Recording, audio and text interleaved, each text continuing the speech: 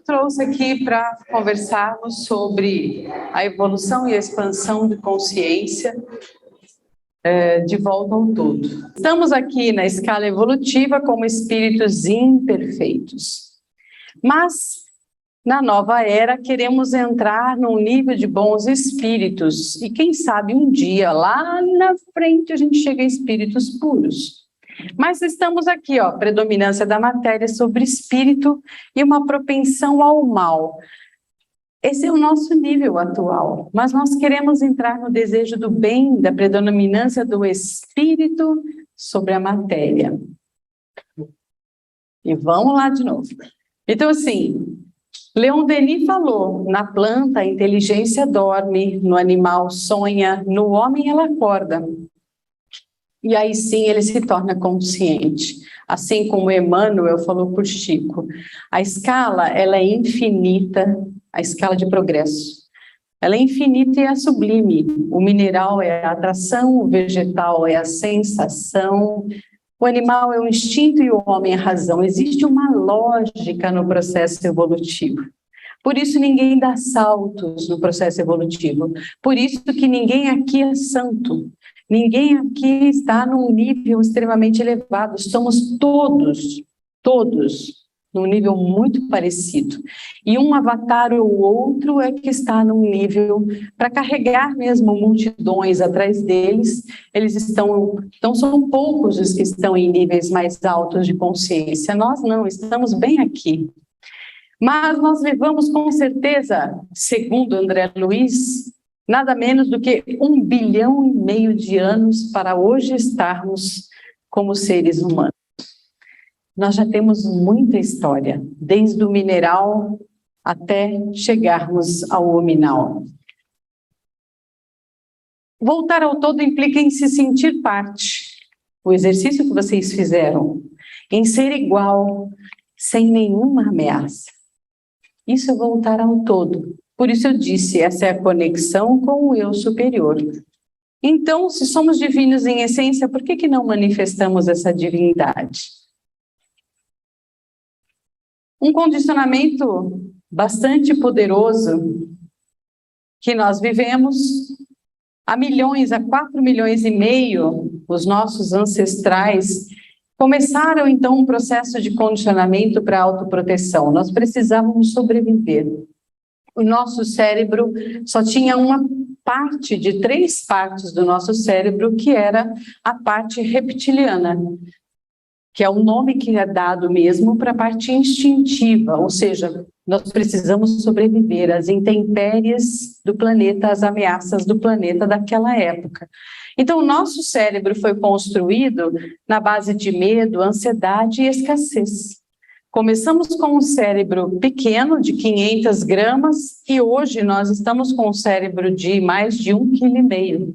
Nós triplicamos o tamanho do nosso cérebro para que a gente pudesse comportar o planeta, comportar almas mais elevadas, né? E aí vieram as pessoas de capela, vieram tantos outros transmigrados para que pudessem ocupar corpos com mais condições de evolução. Mas a base nossa é do medo. Assim fomos construídos. O nosso cérebro, como está hoje no Homo sapiens sapiens, criando o neocórtex, estava aqui escrito que é há 50.000 anos apenas. Muito bem. Então, como o nosso cérebro foi construído nessa base, neste planeta, porque nosso nível ainda de consciência era iniciante, estávamos ainda num processo inicial de evolução como seres humanos. Então, nós temos uma base fundamental que é o descontentamento. Parece que nunca está bom, parece que sempre quero mais, eu sempre quero mudar. É a base da evolução. Não, peraí, eu preciso fazer mais, preciso conhecer mais, preciso mudar, preciso ser mais feliz. Como é que eu consigo ser mais feliz? Então, nós vamos sempre na busca disso. E com isso nós também criamos uma identidade, eu, o ego. Para vivenciarmos a vida aqui neste planeta, por sermos ainda muito imaturos, precisávamos desenvolver. Eu hoje estou Margarete Áquila, precisei desenvolver a Margarete Áquila. Então, quando a gente cria identidade, a gente sempre se preocupa, e o que vão falar de mim? O que vão pensar de mim? E se eu falhar? Né? A gente começa a ter medo do que o outro vai julgar que somos. Então, começamos a sempre reagir diante da vida e não agir. Nós reagimos sempre ao que o outro nos faz. Quanto você depende aí do que o outro vai fazer com você para dizer se seu dia será feliz ou não? Se alguém te tratar mal, o seu dia vai ser ruim? Por quê? Porque nós estamos extremamente amarrados à identidade. Por isso nós reagimos ao que o outro faz. Nós não temos a capacidade de agir, de ser, não, eu estou bem, me tratou mal, tá bom, isso é problema da pessoa, vamos tentar resolver isso, mas eu estou bem. É sentir aquela paz que vocês sentiram e não a ameaça do que o outro está fazendo com você. Ele está acabando comigo, acabou com o meu dia. Isso é estar subjugado à ansiedade o tempo todo, à identidade e a reagir à nossa história. Então, a gente sempre tem uma triste história para contar e nós nos amarramos nessa história. Quantas vezes vocês não ficam contando a triste história de vocês? A gente conta para a gente mesmo, depois a gente conta para o mundo. Mas a minha vida foi uma desgraça. Aí outro vem falar, mas você não tem noção do que foi a minha. A gente fica competindo para ver qual a vida mais desgraçada, né? E normalmente é assim, a gente compete, porque a nossa triste história sempre está gerando aquele mal-estar interno. Ao invés da gente começar a contar um novo capítulo e a parar de se sentir vítima. De fato, fomos vítimas? Sim. As pessoas realmente às vezes fazem mal para nós, ou nós fazemos mal para os outros. A gente tem sim um papel de vítima, mas depois disso não, depois disso eu escolho se eu quero ser a vítima ou não. Né? E continuamos no papel da vítima. Então, a gente fica falando, bom, será que eu tenho livre-arbítrio? Sabe um passarinho? Vocês já viram um passarinho comendo migalha? Ele dá umas bicadinhas, aí ele olha, fica olhando para o lado, depois ele vai dar outra bicadinha, depois ele começa a olhar tudo de novo. Nós somos exatamente assim, nunca estamos nos sentindo seguros. Estamos sempre comendo um olho no peixe, um olho no gato, sabe como que é? A gente nunca tem sossego internamente, né? Hoje se descobriu que quem decide é o inconsciente, não é o consciente. A ciência descobriu que o nosso livre-arbítrio é apenas de 100 milissegundos. Ou seja, eu tenho 100 milissegundos para mudar a decisão que já tinha sido tomada pelo meu inconsciente, ou seja, por aquilo que eu não sei do que se trata. Meu inconsciente tem crenças, medos, vícios, hábitos, está tudo lá. Eu não faço ideia do que seja, mas é ele quem decide, e a ciência já provou isso. Só que eu só tenho 100 milissegundos, sabe o que significa isso? Para dizer, não vou fumar agora. Vem aquele, né, eu vou comer um brigadeiro, sabe quando vem assim, do fundo da alma, assim, uma velocidade impressionante. Quando você vê, já está com o brigadeiro na boca, né? Eu tenho 100 milissegundos para dizer, não vou comer brigadeiro agora. Então, nós temos um livre-arbítrio que já começou a ser ampliado. Nós já temos condições de pensar sobre o que pensamos, de decidir diferente do que foi decidido, do que sempre decidimos. Se eu tenho vício de brigar, hoje eu tenho 100 milissegundos para dizer, não vou brigar. Normalmente eu brigaria, hoje eu não quero brigar. Vou fazer birra com o meu inconsciente. Então nós temos condições de mudar a nossa história. Quem aqui tem alguma meta? Já impôs um objetivo na vida? Levanta a mão. Eu quero me formar, eu quero trabalhar, eu quero ganhar minha casa, não sei o que, não sei o que. Alcançou a meta estabelecida? Muitas delas já, né? Na nossa vida. Você ficou em paz depois que você alcançou? Por quanto tempo se você ficou em paz? Porque aí o que você fez? Você definiu, eu consegui comprar o meu Pois é. Comprei meu Fusquinha, meu primeiro carro. Assim que eu comprei, Eu olhei para ele e falei, mas eu podia ter um melhor. E assim vai. Então, nós temos o tempo todo que preencher esse descontentamento, que é muito natural em nós, como eu disse lá no começo. E a gente fica tentando preencher isso de alguma maneira, né? Isso daí é a mente ansiosa, o tempo todo se sentindo ameaçada ou se sentindo menos. Não, eu preciso ter mais dinheiro, eu preciso comprar aquela roupa cara, eu preciso, e nós ficamos aquele eterno eu preciso dar certo, eu preciso fazer direito, eu preciso ser elogiada, eu preciso ser amada, e a gente está o tempo todo descontente e correndo atrás. Essa é a mente egóica, essa é a mente que faz com que a gente não consiga ter paz na alma. Porque ela está sempre querendo mais, ela não consegue se saciar. Mas existem muitos estudos que dizem que tem um estado natural do ser. O exercício que vocês fizeram, vocês entraram num estado natural do ser. Livre de ansiedade, livre de medo, livre de expectativas. Livre de dúvidas. Gente! A minha mente ela é lotada de interrogações, não sei a mente de vocês. Para onde eu vou? O que eu tenho que fazer? Mas espera aí, será que vai dar? Não vai? É certo? Não, é errado? Não fica assim o tempo todo? Esse é um estado que está fora do eu, fora do eixo, fora do centro, fora do que é natural para nosso ser divino. E tem muitos estudiosos como Krippner, Jeffrey Martin, William James, Ken Wilber, Lao-Tzu, Sanjay Manchanda, falando em poucos, aí tem muito mais, que falam do ser natural. Quem quiser estudar, fotografe. São novos pensadores do mundo atual, onde nós entendemos que podemos viver aquele estado do átomo. Fotografaram? Conseguiram? Todos esses, eles falam que nós podemos entrar num estado natural, sem tanto esforço, sem tanta dificuldade. Conseguiram? Ótimo. Então, eles falam de 2 etapas para o despertar para esse ser divino, esse estado natural que temos, que é o autoconhecimento natural. Eu preciso entender esse tal desse ego, que me atrapalha tanto, que me deixa maluca, né, dentro da minha cabeça, para que eu possa ter uma conexão com o eu profundo, numa autotranscendência, transcender a minha própria mente e conseguir entrar nesse estado. E aí eu vou experimentar o mundo de maneira muito diferente.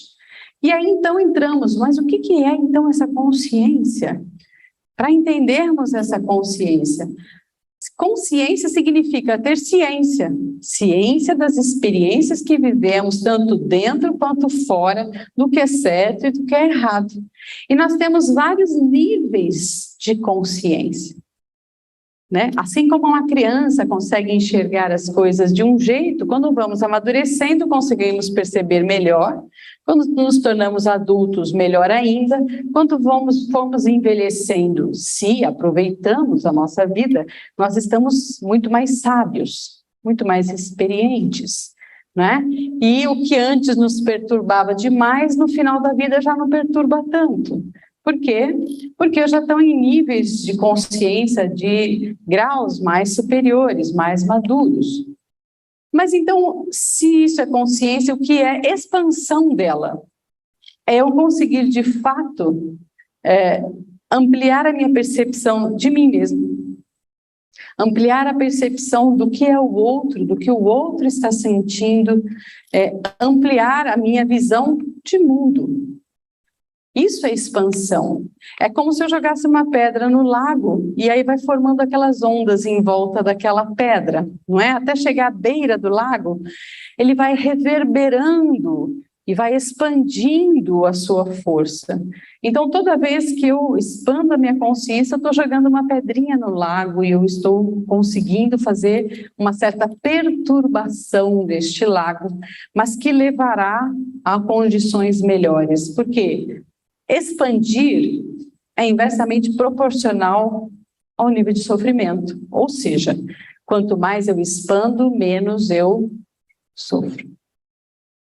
Isso que é o estado que vocês sentiram. Por que é que vocês não sentiram ameaça?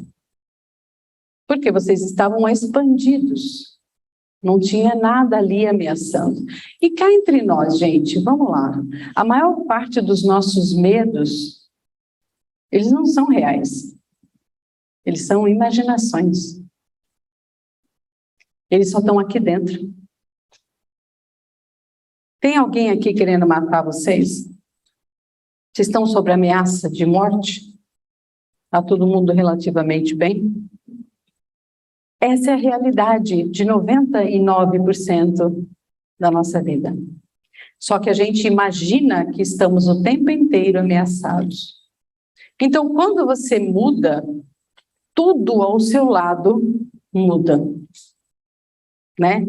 Quem aqui já não se separou uma vez porque entrou numa vida espiritual de expansão, de conhecimento, mas ao outro lado não queria nem saber, não estava mais vivendo, né? Começou a falar que você é doido e etc, etc. E aí o que acaba acontecendo? Pum, separação. Por quê?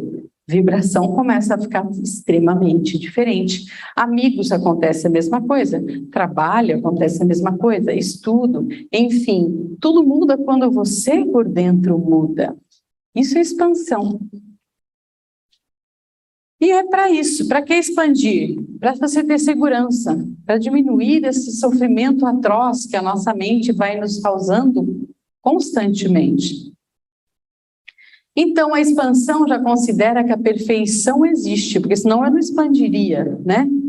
Eu estou expandindo, quer dizer, eu já tenho em mim o processo, é só eu dar uma forcinha que ele vai acontecer. Então, daí nós provamos que a divindade, a centelha divina já está em nós. Nós só precisamos dar uma forcinha para ela aparecer. E é isso. Nós estamos aqui num processo de, eu acho que acabou, tá aqui. Do consciente. Esse é o momento de hoje. Aprender pela vontade, pelo esforço, pelo estudo, né?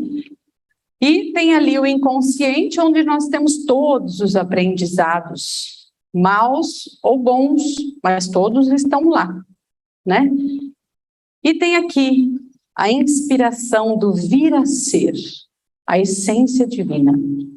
Eu tenho que trazer a essência divina, passar pelo meu dia de hoje consciente, pelo esforço, pela repetição, pela vontade, para que ele possa entrar no meu inconsciente em forma de aprendizado e de hábito.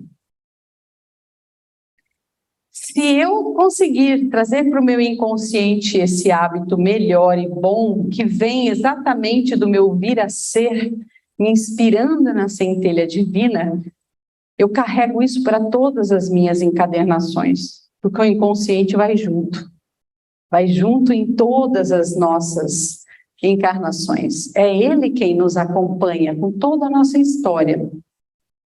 Então, se hoje eu me esforço para não mentir, não ser um mentiroso, eu estou me inspirando no melhor. Não, peraí.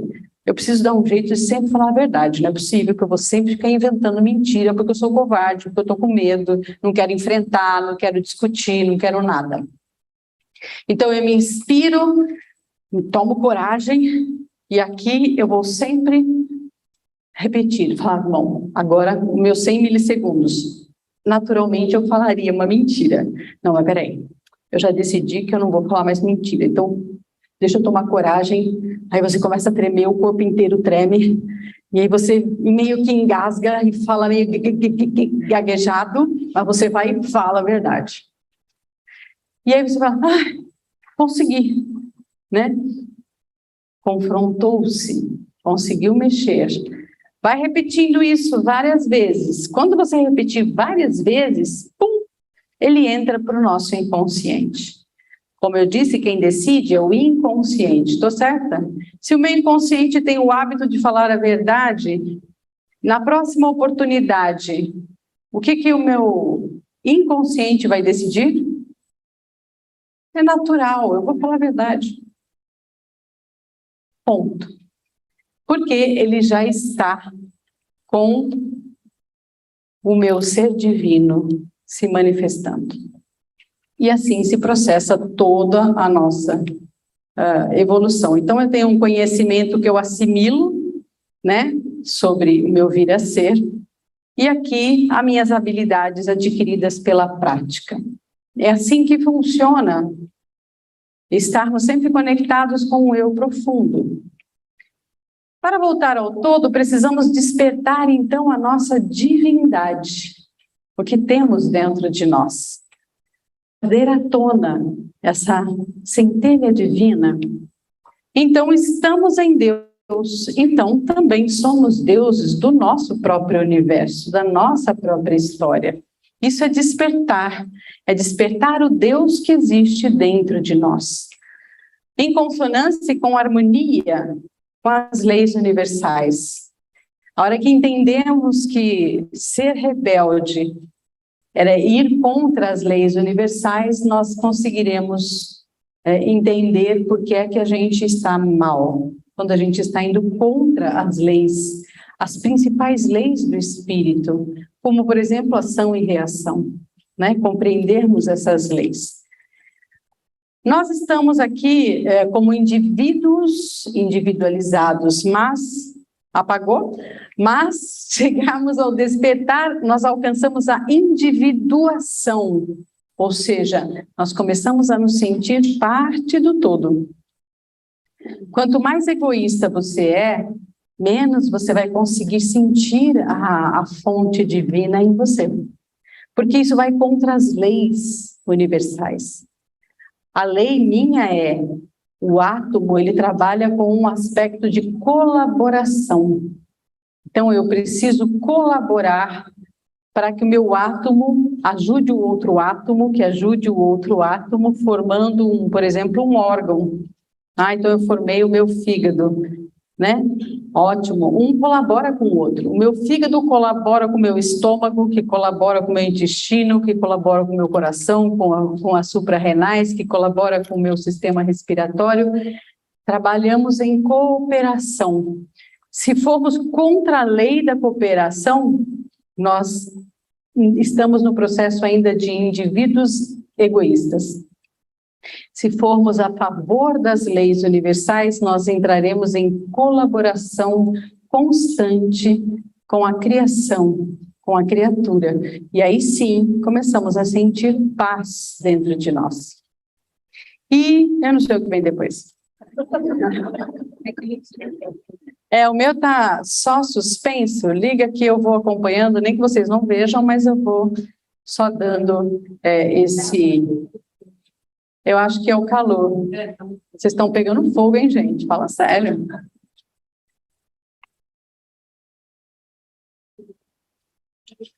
Muito bem. Vocês entendem, então, por que eu passei... acho que um ventilador aí vai bem, não vai, não? Esse ventilador consegue andar para esfriar os computadores? Bom, então vocês pegam. Muito bem. Então, vamos continuando.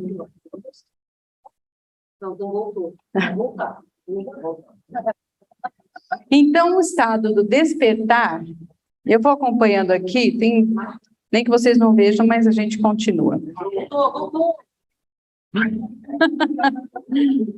O estado do despertar está sempre ligado à plenitude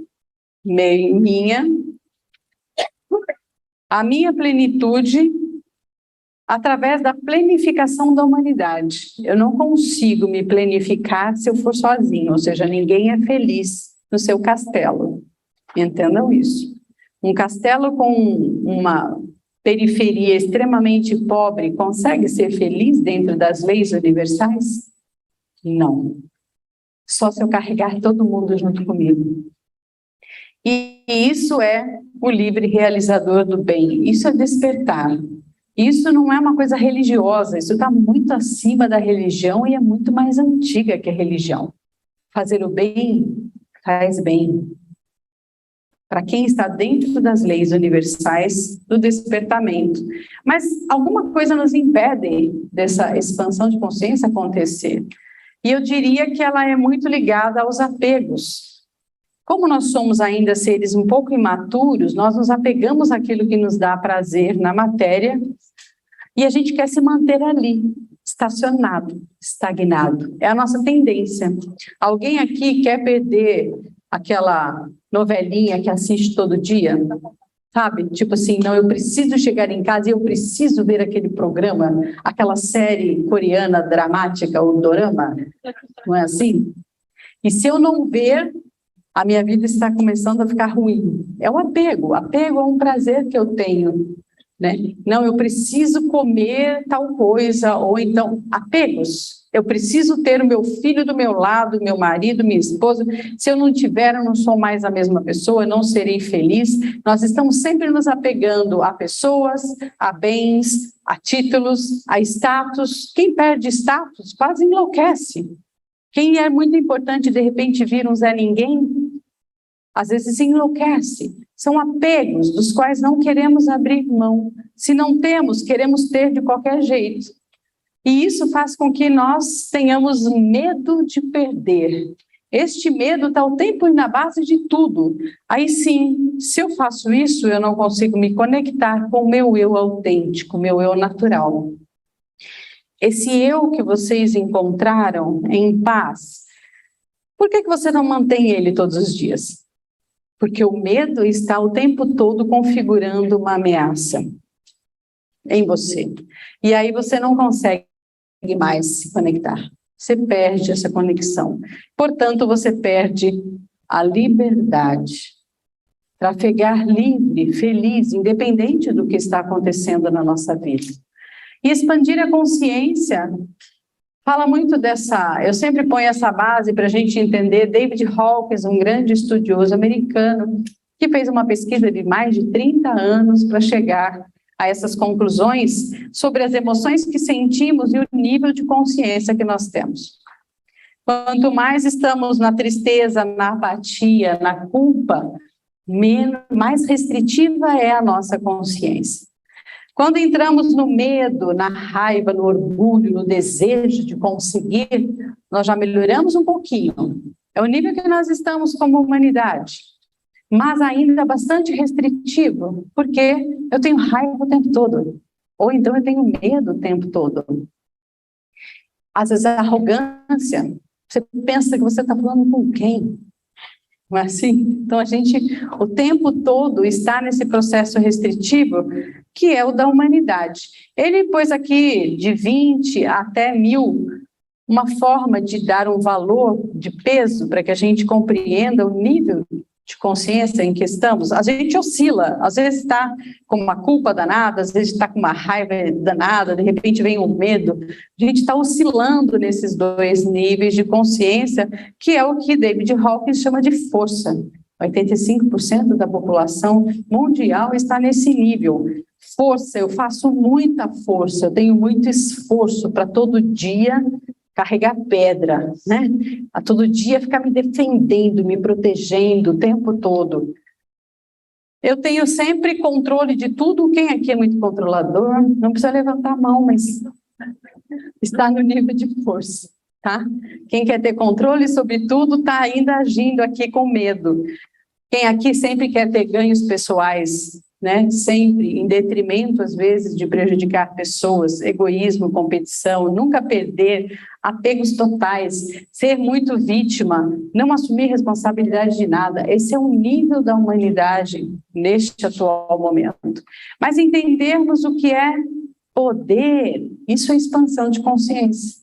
O poder está aqui, porque ele flui com as leis naturais, é verdadeiro por si só, apoia e sustenta a vida de todos. Isso é um cientista falando em expansão de consciência. Quando eu entro num outro nível, que eu vou mostrar. O que é fluir com as leis universais? Vocês conhecem a lei da gravidade? É certo que tudo cai? É fato. As mulheres de mais de 30 sabem o que eu estou dizendo. Tudo cai, não é? Porque é lei. Né? Quanto mais pesada, mais eu estou, né, sendo atraída para a lei da gravidade. É uma lei. Se eu tentar flutuar, vai ser difícil? Porque eu estou indo contra as leis que nós temos aqui no planeta Terra. Isso aqui é o mito de Sísifo, força. Sísifo, mito grego, recebeu um castigo dos deuses porque ele era muito sacana, passava a perna em todo mundo, enganava todo mundo, os deuses ficaram ferrados com ele e mandaram assim, ó, você vai ter um castigo eterno, você vai pegar uma pedra, vai rolar morro acima, muita força, muito esforço. Quando chegar lá em cima, você vai soltar a pedra. E no dia seguinte, você vai pegar essa pedra e vai rolar ela morro acima de novo, para sempre. Esses somos nós. Quando a gente acorda e fala, ai meu Deus, vou ter que fazer tudo aquilo de novo. Vou ter que cozinhar, lavar, passar, trabalhar, né? Ganhar dinheiro, estudar. É o esforço. Nós estamos nesse nível, mas precisamos chegar no nível de poder, de fluir com as leis naturais, universais, no caso, nossas leis do espírito, entendermos quais são. Para que, se alinhados com as leis universais e os princípios, nós ganhamos poder. Gente, poder é muito superior à força. Ele é natural, ele flui naturalmente. Por exemplo, Gandhi, nessa medida dele, está em nível 760, uma das mentes mais expandidas do último século, talvez a mais expandida que nós tivemos no último século, no século XX. Quanto ao Império Inglês, o Império Inglês estava 175, o nível de orgulho, arrogância, raiva, né, agressividade, porque era um império de luta. Mas Gandhi, sem arma e sem luta, ganhou de um império inglês inteiro. Isso é o sinônimo do que é poder. Isso é real, isso é poder. E o poder sempre, ele tem muito mais força do que a própria força. Então, nós precisamos agora chegar no ponto de virada. Esse é o momento da humanidade de expansão.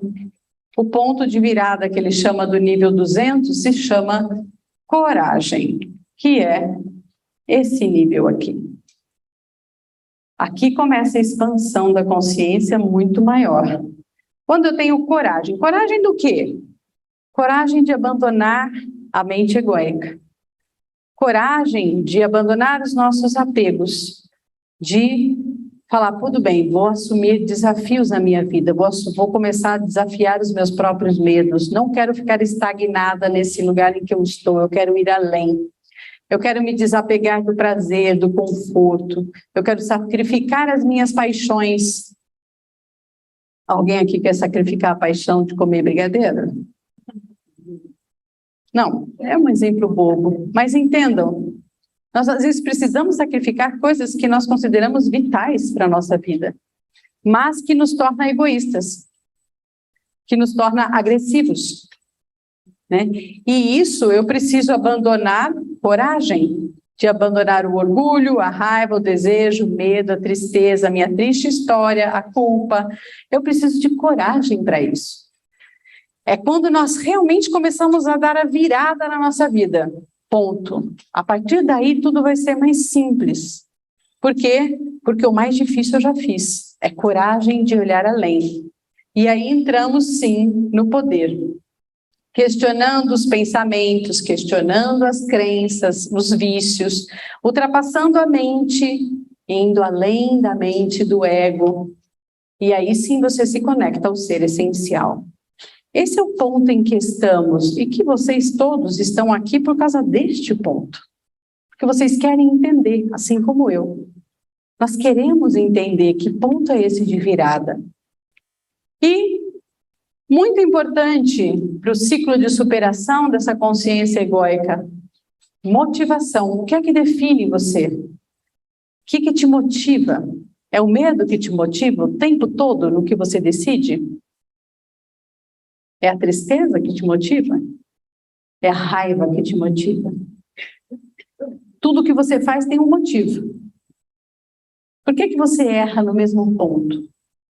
É por raiva, por orgulho, por medo, por tristeza? Essa é a sua motivação, principalmente dos seus defeitos. Então, cada coisa vai me motivando. Se eu tiver a coragem de encarar, aqui eu dei um exemplo de um presidiário. Se o que o presidiário tem como motivação é a culpa, ele vai se matar, depois que ele foi pego, não é? Se ele tem a tristeza, ele vai ficar triste, emagrecer, vai sofrer demais, porque a motivação dele é a tristeza. Se ele tiver raiva, muito provavelmente ele vai ficar violento e vai matar dentro da cadeia, porque é a motivação dele. Mas se ele tiver coragem, ele vai encarar a verdade. Pô, pisei na bola. Não foi legal o que eu fiz. Tá certo, a partir de hoje eu vou mudar. Ele está sendo motivado pela coragem. Aí, se ele aceitar, de fato, a condição dele de estar pagando por algo que ele fez, ele vai falar, não, eu quero ser melhor, vou estudar, vou aprender, vou fazer qualquer coisa, mas eu vou superar isso. E se o amor motivar esse presidiário, ele pode se tornar, por exemplo, um grande cuidador, uma pessoa amorosa, ajudar as pessoas que ele mesmo matou, ou, né, de alguma forma se tornar útil para a sociedade. Isso é o motivo. Que motivo faz você fazer o que você faz? É só para você? É egoísta? Ou o que você faz é motivação para que você faça o bem para a humanidade, para você ser útil?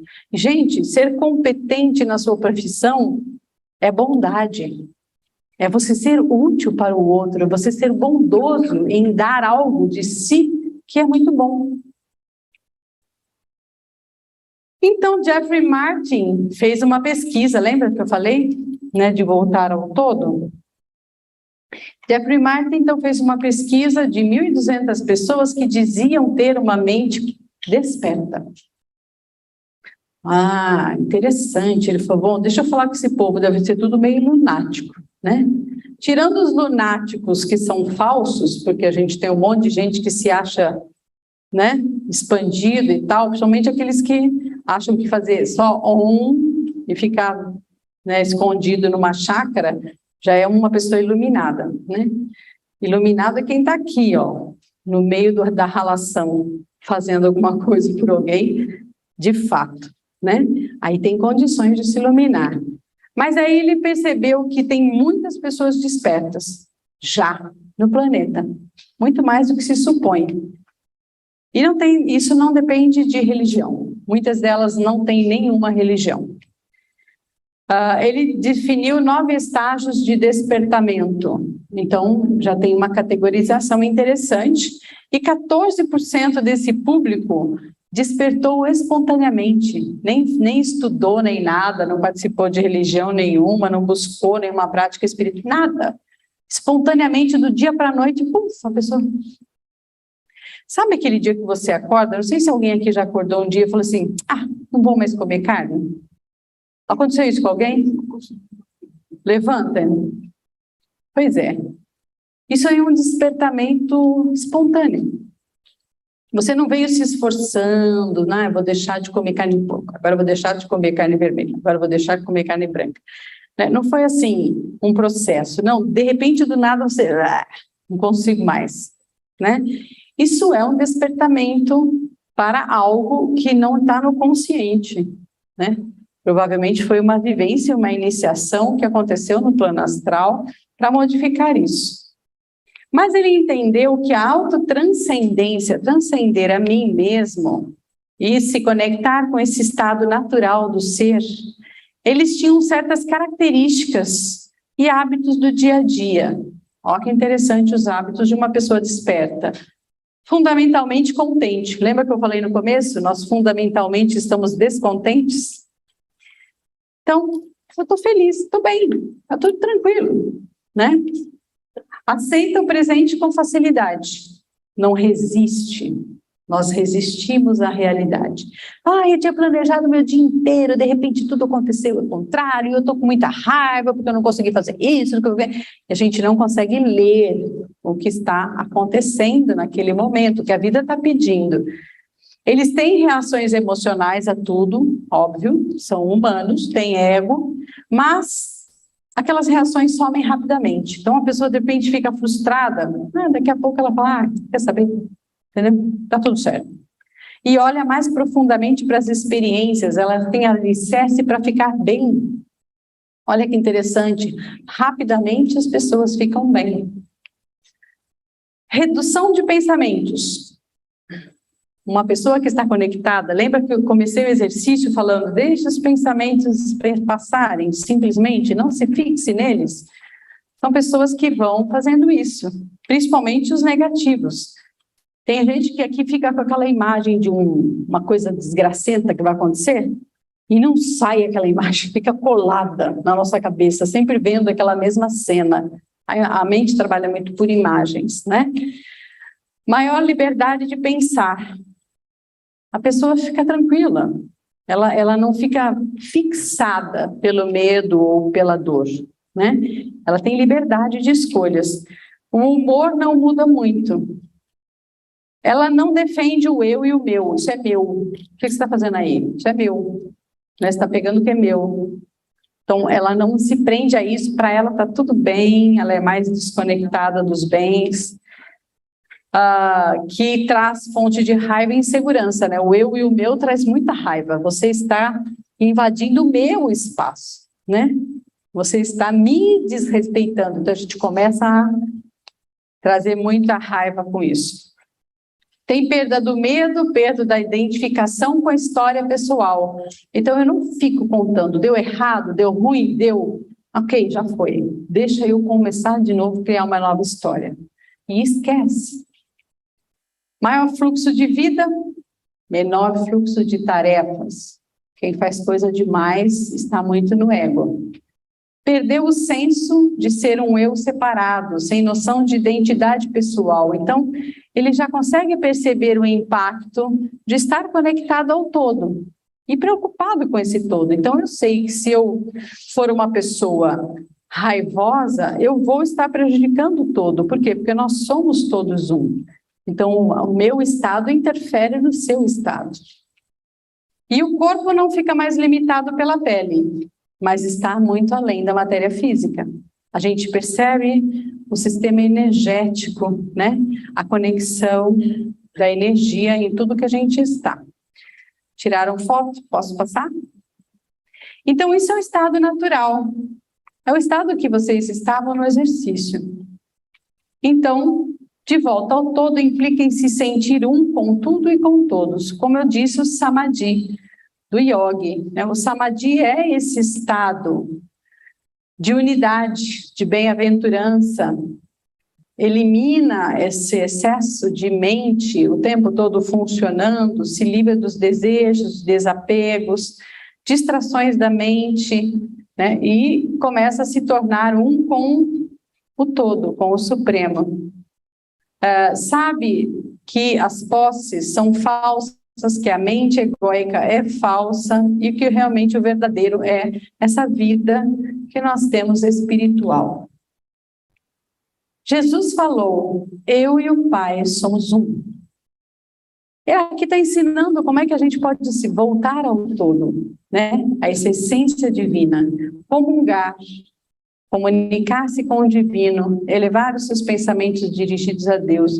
E a gente quer evoluir, mas não quer deixar de pensar bobagem, né?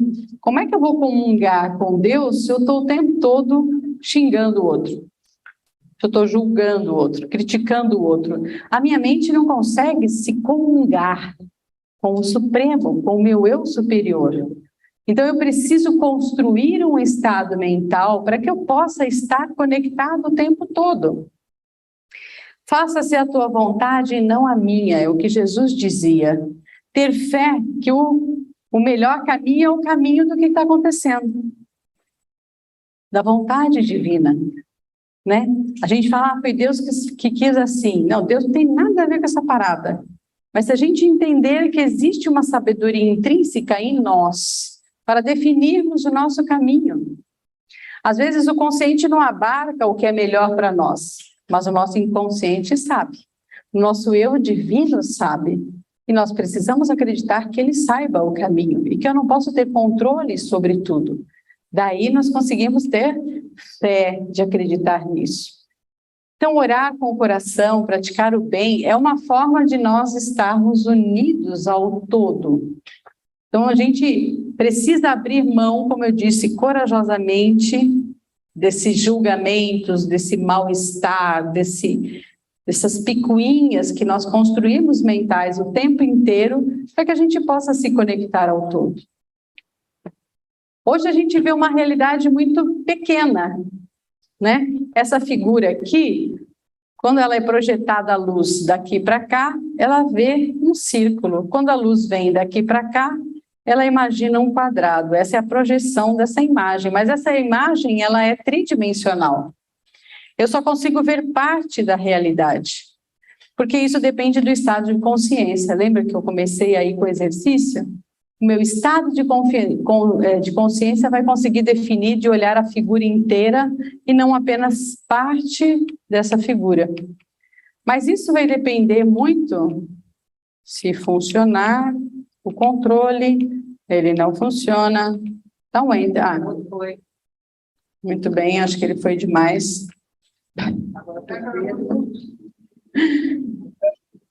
Muito bem. Eu vou aqui. Voltou. Pôs o ventilador aí? É. Muito bem. Mas isso depende de algumas coisas. Aqui chegou. Para eu estar no estado de consciência do eu superior, que vocês entraram, eu preciso trabalhar o que é permanente. O que é permanente? As leis da alma, do espírito, as leis universais. Então, não adianta acumular ouro na terra, porque o nosso tesouro está no céu. Então, o que eu tenho que ninguém tira de mim? A minha força de vontade, a minha inteligência, tudo aquilo que eu adquiri de conhecimentos, as minhas habilidades. Isso tudo ninguém me toma. Mas podem roubar o seu emprego? Podem. Podem tirar o seu dinheiro? Podem.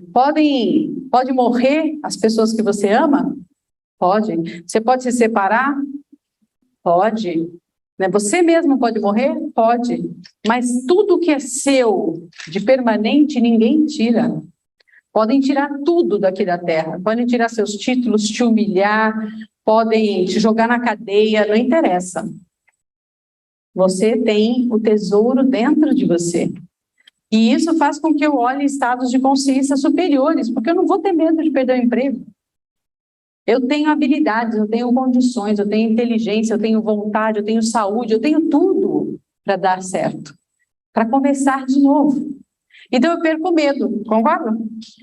Por que nós temos muito medo? Porque a gente não confia nesses tesouros que nós temos dentro de nós, que nós desenvolvemos. Assim como ter esperança e sonhos. Quem não tem sonho, quem não tem esperança, não consegue olhar a realidade maior. Só vê um pedaço do bolo e não vê o todo. Assim como o apego. Se eu tenho apegos, eu não consigo ver a realidade maior, porque eu só vou querer ver o que é bom para mim, o prazer deste momento. Assim como eu não suporto o desprazer, eu me separo de tudo, me afasto de tudo que me dá desprazer. Quem está muito ligado a isso, não consegue ver uma realidade maior e nem se conecta com o eu divino. E quem está conectado com tudo? Eu consigo me conectar com os animais, com respeito, com carinho. Eu consigo me conectar com as plantas. Eu respeito o reino vegetal que me alimenta, que me sustenta no oxigênio. Eu consigo me conectar com os minerais, respeitando o reino mineral, sem destruir. Quanto mais eu conseguir me conectar com o cosmos, quanto mais eu me conectar, mais eu estarei vendo uma realidade muito maior a real realidade. Então, se eu usar isso, eu consigo estar em estados de consciência para perceber a realidade muito maior do que eu percebo hoje. Então, como expandir a consciência de maneira mais rápida? Observe a realidade ao seu redor, nesse instante. Comecem a olhar essa sala, a apreciar essa sala. Vamos fazer um exercício aqui. Aprecie a pessoa que está do seu lado. Olha para ela. Olha para uma pessoa que está do seu lado. Olhe nos olhos. Olhe nos olhos dessa pessoa, sem falar, só olhe. A nossa tendência é começar a rir. Olhe. Perceba. Vamos ficando cada vez mais sérios, observando de fato o que está nesse olhar. Eu quero que vocês se olhem, não para mim. Olhem para quem está do seu lado, sem falar. Observe o que vem nessa alma. Observe o que vem nessa alma. Quais são as expectativas desse ser? O que esse ser busca? Os anseios de ser aceito, de ser amado. Procure isso. Comece a olhar em você os sentimentos mais nobres que você tem, de amor, de respeito, de carinho. Olhe vocês duas, vocês estão precisando se olhar. Olhem, continue olhando, é difícil, mas é um teste. Traga o seu amor mais puro. Traga a bondade que você tem dentro de você. E oferte para essa pessoa no seu olhar. Comece a ofertar um carinho, um sorriso. Comece a perceber o desejo dessa pessoa de ser aceita, de ser amada, correspondida.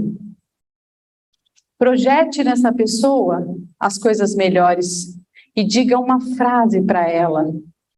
Diga, eu te aceito exatamente como você é.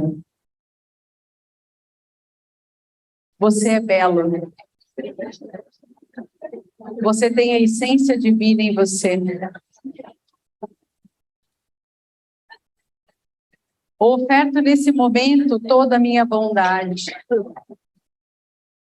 Oferto o meu olhar mais puro, sem julgamentos, sem críticas.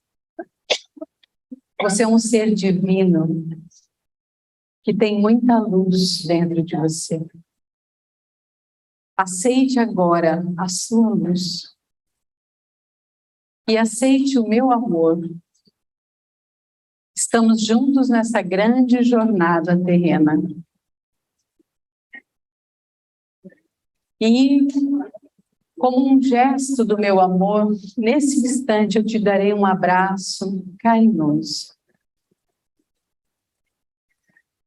Te aceitando como você é, com defeitos, com qualidades, no momento em que você está vivendo.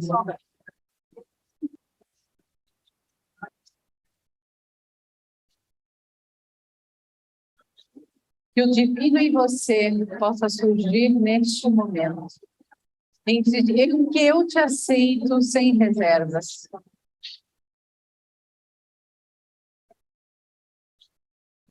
Muito bem. Respira fundo.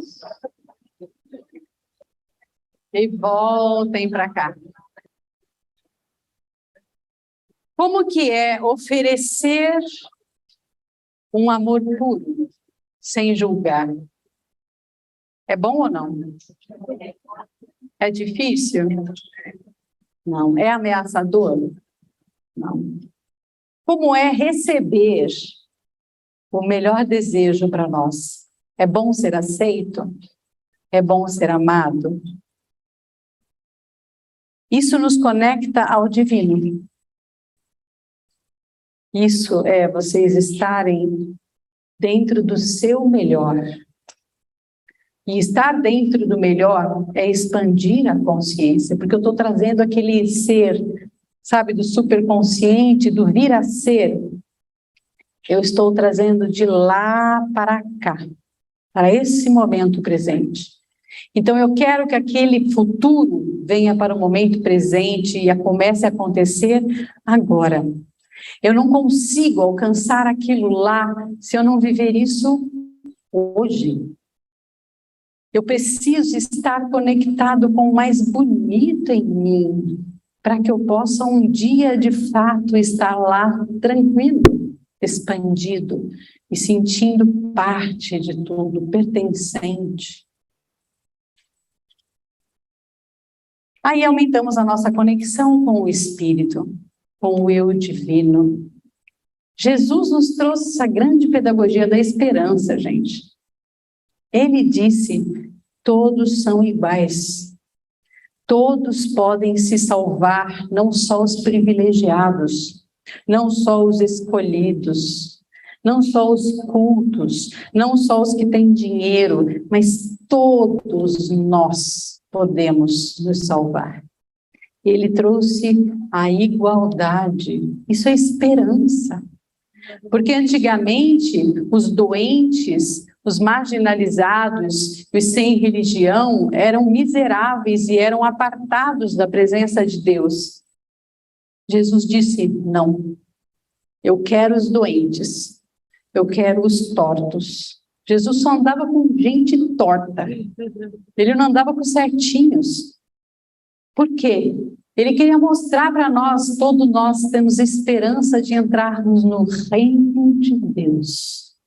Isso é construir o reino de Deus dentro de nós. O que vocês acabaram de fazer. Para evoluir, nós precisamos integrar e amar. Integrar significa eu e você juntos construiremos algo maior do que nós dois sozinhos. Assim como o hidrogênio se une ao oxigênio para se formar água. Dois elementos se juntam e formam e criam um terceiro. Isso é integração. Eu me integro ao diferente para criar algo melhor. Diversidade. Eu não tenho que estar entre os iguais, eu tenho que estar entre os diferentes, porque aí sim criamos algo novo. E amar cada vez mais e profundamente, sem medo, sem ego, sem posses. Esse amor que vem desde o mineral ao vegetal, ao animal, um amor puro, simples, um amor profundo, em que eu dou a minha alma, em que eu dou tudo. Amar o todo, a criação e a criatura. Na neurociência, nós já provamos que o nosso cérebro é feito e é pronto para isso. Nós já temos condições cerebrais de construir o mais bonito em nós. O que vocês sentiram agora nesse exercício acendeu áreas do cérebro totalmente diferentes, que a gente não costuma acender, não. A gente não sente isso todo dia, toda hora. Sente? Porque nós não usamos a nossa capacidade cerebral. Mas ela já está pronta, em potencial, para sermos divinos, aqui, agora.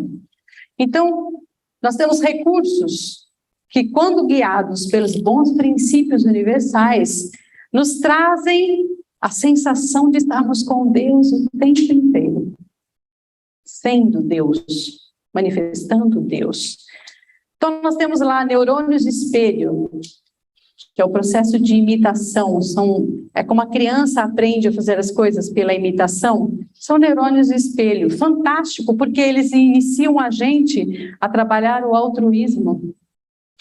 A empatia, eu sinto o que você está sentindo. Através dos neurônios espelhos, nós damos sofisticação a este processo, pela teoria da mente, por várias teorias, em que eu digo, eu sei exatamente o que você está sentindo. Empatia. E da empatia eu consigo trabalhar o altruísmo, eu faço algo para te ajudar a sair desse estado. E eu não quero nada em troca. Isso é uma capacidade humana. O circuito de recompensa do prazer em se doar. O bem faz bem, ou seja, me faz muito bem eu fazer o bem para o outro. Porque o bom sempre é bom, em qualquer planeta. Não é? E a caridade, trabalhar no sistema de cooperação, como eu já falei. Nós temos, na nossa natureza, o trabalho cooperativo. Para o meu corpo se manter saudável, eu tenho centenas de sistemas, milhões de tarefas, bilhões, né, de atividades diárias no meu corpo para que eu me mantenha saudável. Cooperação. Já está dentro de nós. E não vai para frente. Lá, lá, lá, lá, lá, lá. Foi! Nosso querido, lindo Dalai Lama ensinou ao neuropsicólogo Richard Davidson que nós temos sim o potencial da divindade em nós. Richard sempre procurou trabalhar com depressão, com corrupção, com tristeza, com ansiedade. E o Dalai Lama falou, não, por que você não estuda amor, compaixão, bondade? Por que você não estuda isso? Ele falou, porque isso não é natural do ser humano. É natural o homem ser corrupto, é natural o homem ser triste, ansioso. Ele falou, não, você está muito pequeno, pensa além. E aí ele falou, eu empresto o meu cérebro para você descobrir o que é que nós temos em potencial.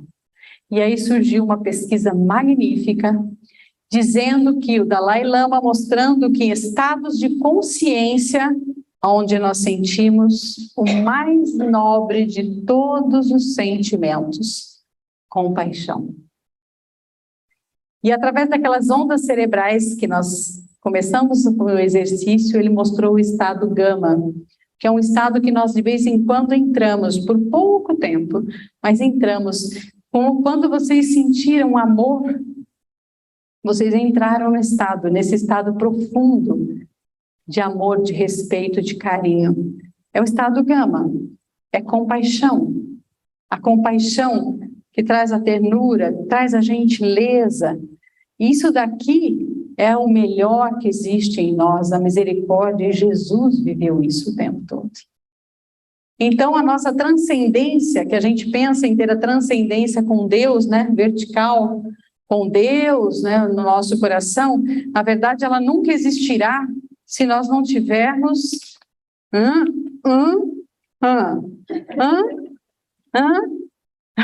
Ele não quer, dá um enter aí. Não, não é isso. Então, aí, se nós não tivermos a transcendência horizontal, ou seja, eu nunca chegarei a ter Deus de fato no meu coração se não for através de você. Se não for olhando para o outro, sendo útil, sendo amoroso com o outro. Não existe amor a Deus se eu não passar pela humanidade. E é justamente isso, é a ação no amor. E é implantar o reino de Deus na Terra. Isso é expandir a consciência. Se eu não implantar esse reino aqui e agora, tudo é balela. O amor, ele acontece em todas as áreas da nossa vida. Os sábios, por exemplo, eles foram amorosos, né? Quando trouxeram Lao Tse, Buda, Dalai Lama, são os sábios que trouxeram o amor à Terra através da sabedoria. Da mesma maneira, os políticos. Tem políticos, gente, acreditem, que são movidos pelo amor. Assim como Mandela. Ele foi preso por 26 anos, mas ele disse, a minha mente ninguém prende. Podem querer quebrar o meu corpo, mas aqui ninguém manda. Ele viveu pelo amor. Luther King acreditou na igualdade, acreditou no amor que merecia e lutou. Gandhi, um grande político, estrategista, pelo amor. Cientistas, pela competência, pela entrega total da vida deles à pesquisa, assim como Salem na poliomielite, como Pestalozzi como educador dos pobres, como Rosalind Franklin na área da química com o DNA, e milhares de outros cientistas viveram o amor doando suas vidas às suas pesquisas, para que hoje tenhamos a tecnologia que temos, os religiosos e o amor. O que não seria dessa casa se não fosse o amor movimentando em prol daqueles mais vulneráveis na sociedade, assim como Madre Teresa, Irmã Dulce, Chico Xavier? Nós podemos, em qualquer área, nos manifestar pelo amor. Então, quero trazer a beleza da vida, para que vocês possam se conectar com o melhor, sem esquecer do que deve ser modificado e melhorado, mas que possamos viver o mais bonito. E talvez esse som agora, vocês têm que olhar o volume, tá bom? Mas eu quero passar, então, se liguem no mais belo, se liguem no que temos que melhorar, sem esquecer disso. Pode aumentar.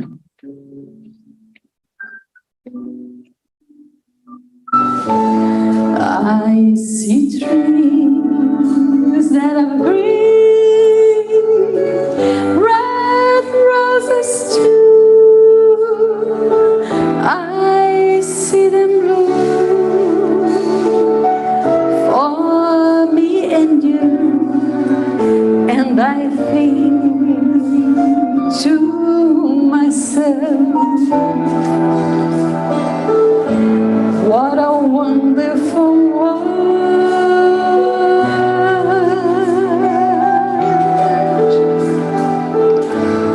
I see skies of blue, clouds of white,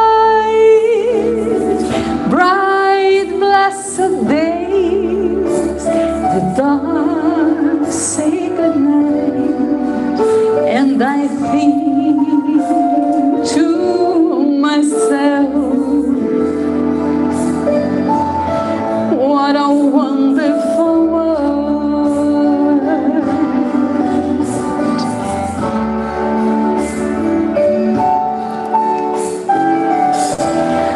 Colors of the rainbow, so pretty in the sky,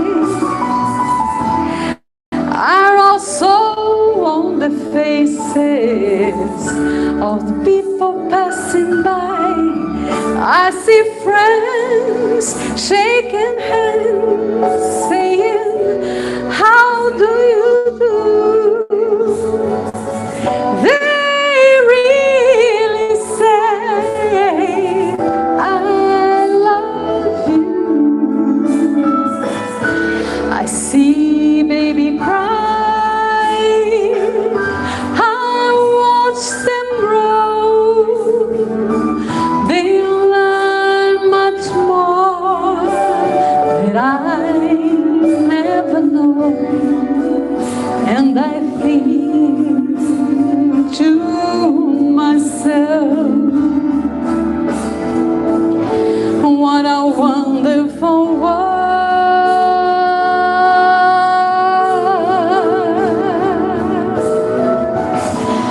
I think